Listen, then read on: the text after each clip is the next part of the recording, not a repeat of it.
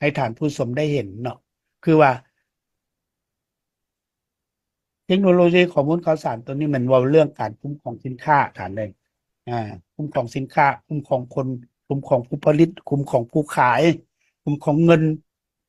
แล้วเขาจะมาย่อเข้าไปให้มันสั้นๆให้มันเข้าใจนำกัน เอิ้นว่าคุ้มครองการซื้ออ่าการขายและบัญชีจะมีบัญชีสางสละอยู่ในนี้โปรแกรมนี้เนาะเขาเอิ้นว่าโปรแกรมการซื้อขายเนาะและบัญชีสาง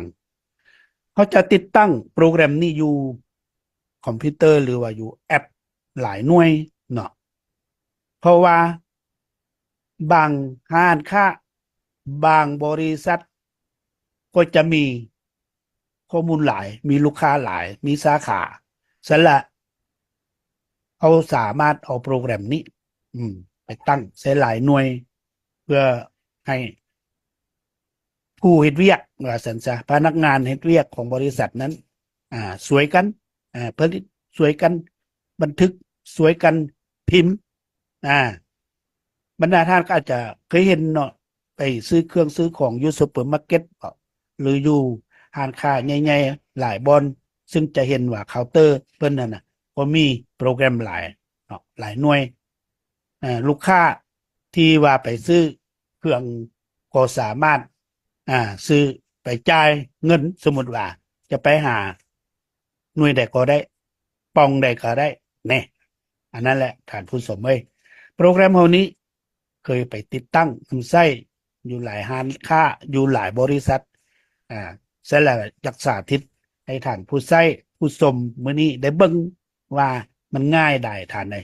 เวลาเขาเข้ามานี่ปึ๊บคันว่าเขาอยากซื้ออยากบันทึกการซื้อเขาก็ติ๊กใส่บันทึกการซื้อนี่ท่านเห็นบ่แล้วเลขที่มันก็เลื่อนเองวันที่มันก็เลื่อนเองตามตัวจริงมัน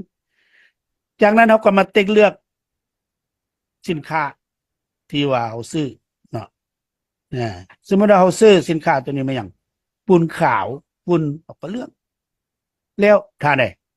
ข้อมูลอื่นๆของมันก็ออกมาเห็นไหมราคาบอกมาอย่างเพียงแต่ว่าเขาซื้อเท่าไหร่เออเลือกเอาจำนวนแล้วก็แล้วและอยู่ในใบบินตัวเดียวกันนี้เนาะซื้อหลายชนิดสินค้าสมมติว่าเออก็เลือกต่อท่านใดเออเลือกต่อเห็นไหมเท่าไหร่อันนี้มันยังนี่ปูนขาวเป็นก้อนแน่สินค้าตัวนี้เลือกเอาอื่นๆมันก็ออกมาต่อมาสมมติว่ายังมีอีกเออสินค้าที่ซื้ออยู่ในตัวนี้นี่เนาะเอาไม่อย่างอันนี้คลอเห็นป่ะคืออะไรนี่ความเดียวกันนั้นท่านจะสามารถสังเกตการอยู่จุดนี้เนาะโปรแกรมเหล่านี้นอกจากเงินกีบก็ยังสามารถซื้อสามารถขายว่าสันซะเป็นเงินตาเนี่ยอื่นก็เลือกเอาอยู่นี้พอเดียวกันนั่นทานเลยอ่าโปรแกรมเรานี่มันสามารถลดสมมุติว่าส่วนลดจากเปอร์เซ็นต์ก็สามารถเฮ็ดได้ว่าซั่นซะจากนั้นเว้าเรื่องการชำระท่านนี่จะเป็นเงินสดเงินโอนเงินเช็กเงินธนาคารก็สามารถเลือกได้พร้อมเดียวกันนี้เนาะท่านจะสังเกตเห็นอ่าข้อมูลอื่นๆที่มันอัตโนมัติหรือว่าออโตออกมาในเฮาอ่า และหลังจากที่ว่าเราป้อนข้อมูลแนวนี้แล้วเนาะเขาจะเฮ็ดจังได๋พิมพ์บินอ่าเขาก็ติ๊กใส่อันน่ะใบบินนี้นี่ก็แล้วอันนี้มันใบบินหยังใบบินการเราซื้อการซื้อมันก็ออกมาในนี้แหละตามตัวจริงเราบันทึกเมื่อกี้เออ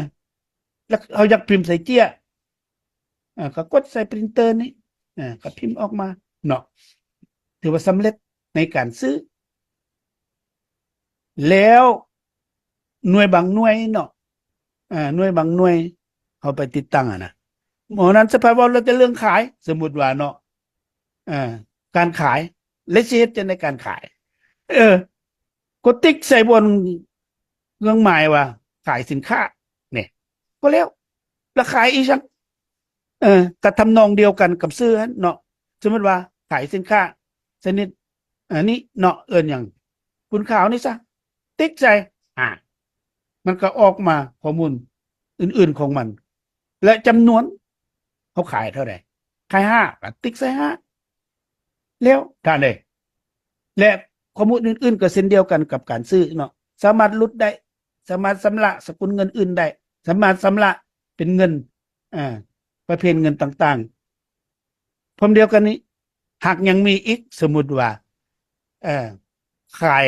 ให้ผู้เกี่ยวนี้ขายให้คนผู้นี้หากยังมีสินค้าในอื่นอีกสมมุติว่าก็ติ๊กใส่เนาะเด้แล้วเลยเด้มันก็ออกมาหมดแหละมีแต่ว่าจำนวนมันเท่าไหร่เอาขายให้มันก็ติ๊กใส่สองก็สองสามก็ติ๊กใส่สามก็แล้วเท่านี้ได้ฐานเนี่ยเลขจะไหนบ้านี่ก็พิมพ์ธรรมดาการขายเครื่องเนาะมันต้องได้พิมพ์ใบรับเงิน ติ๊กใส่บนนี่เนี่ยแล้วสามารถพิมพ์ใส่ใบรับเงินท่านไหนสละท่านจะสังเกตเห็นได้ว่าเรื่องการซื้อเครื่องเข้าห้านเขาสางเนาะและกับการขายเนาะขายออกก็เท่านี้ได้ฐานได้บัดนี้สิ่งที่สำคัญที่สุดว่าเรื่องโปรแกรมเพราะว่าแต่โปรแกรมได้ก็คือกันเนาะท่านผู้ชมจะสนใจสิ่งสำคัญอยู่โปรแกรมเนี่ยมันแม่นอย่างใส่โปรแกรมเนี่ยมันใส่เพื่ออย่างท่านผู้ชมหลายคนอันเมื่อกี้นี่ก็ว่าสำคัญอยู่บันทึกการซื้อบ่บันทึกการขายบ่แล้วก็พิมพ์ใบรับเงินไปอันนั้นก็สำคัญแต่สิ่งสำคัญมันเว้าเรื่องรายงานท่านสรุปรายงานเนี่ยมันความจำเป็นและมีความสำคัญสมมติว่าผู้อำนวยการหรือว่าผู้จัดการหรือว่านักกฎการบัญชีมันต้องอยากรู้มันต้องอยากเห็นว่าบริษัทเอานี่ห้านเอานี่ได้ครับเครื่องซื้อเครื่องอย่างเขามาเป็นรายจ่ายเท่าใดและเขาขายเท่าใดเป็นเงินเท่าไหร่และสินค้านะมันยังเหลืออยู่ในสางนั้นเท่าไหร่ตัวนี้เป็นตัวจำเป็นตัวสำคัญหัวหน้าหรือว่าผู้กวดกาอาจจะใส่แอปเนาะจะบ่แม่นโปรแกรมอาจจะใส่แอปใส่โทรศัพท์หรือว่าใส่โน้ตบุ๊กแท็บเล็ตอยู่เฮือนก็ได้อยู่ห้องการเพิ่นก็ได้สามารถกวดเบิ่งกวดกาเบิ่งการซื้อการขายกวดกาเบิ่งเงินที่ว่าขายได้เงินเท่าไหร่ยังเหลือเท่าไหร่อยู่ในนี้มันจะมีเอิ้นว่าพิมพ์สรุปรายงานท่านไหนเวลาเราเข้าไปสรุปรายงานนี้มันก็จะมีหลายชนิดให้เราเลือกให้เราเลือกอันที่หนึ่งนี่ไม่อย่างว่าเรื่องสรุปรายงานตามผู้สนองสินค้าหรือว่าผู้ส่งสินค้าหรือว่าผู้ขายสินค้าให้หาเนาะ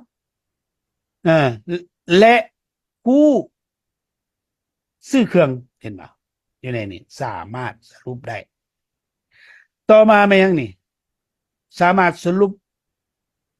เฉพาะที่อยู่เห็นป่ะที่อยู่ลูกค้าอยู่ไสเนาะเมืองใดบ้านใดสามารถสรุปกับที่อยู่พร้อมเดียวกันนั้นยังสามารถสรุปเห็นป่ะตามกลุ่มของสินค้าเห็นป่ะจะเป็นสินค้าชนิดใดเห็นป่ะมันก็สามารถกดใส่สินค้าชนิดนั้นมันก็ออกมาให้เราการผู้ชมไว้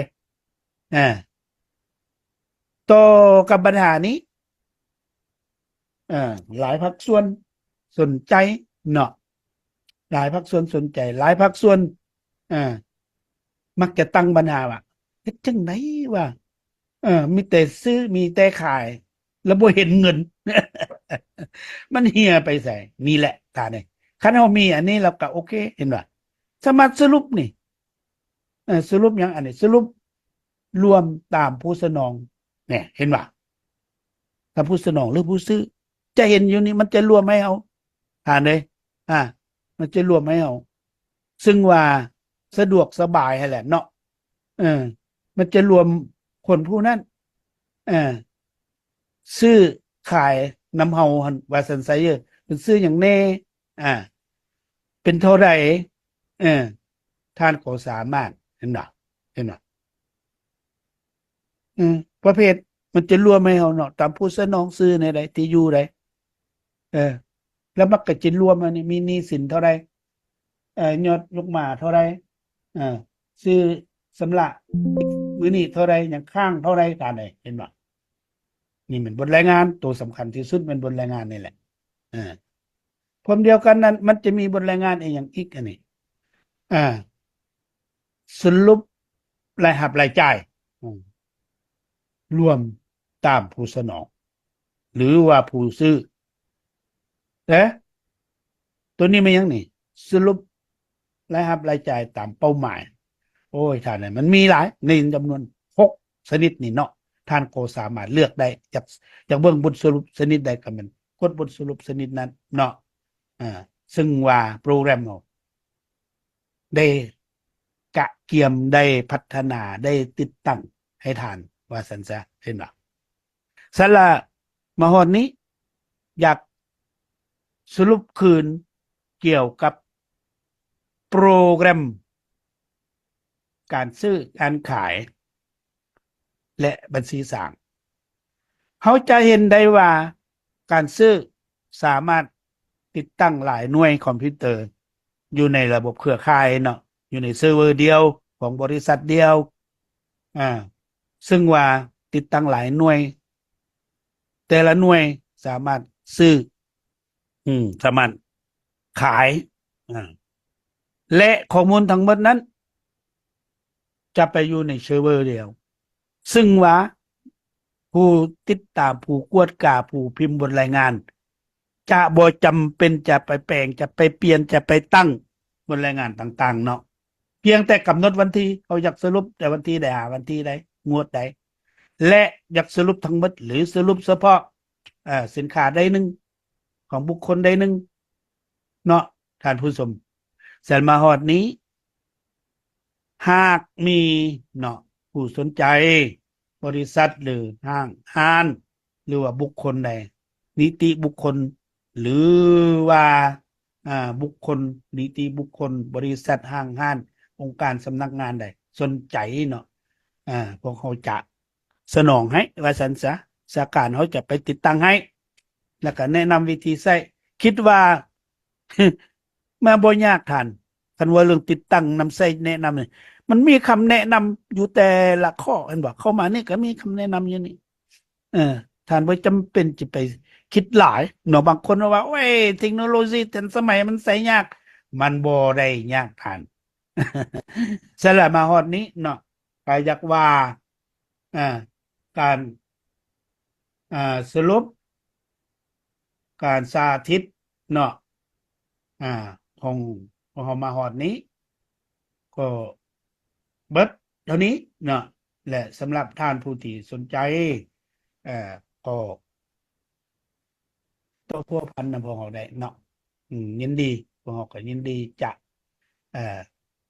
สนองตามความต้องการของท่าน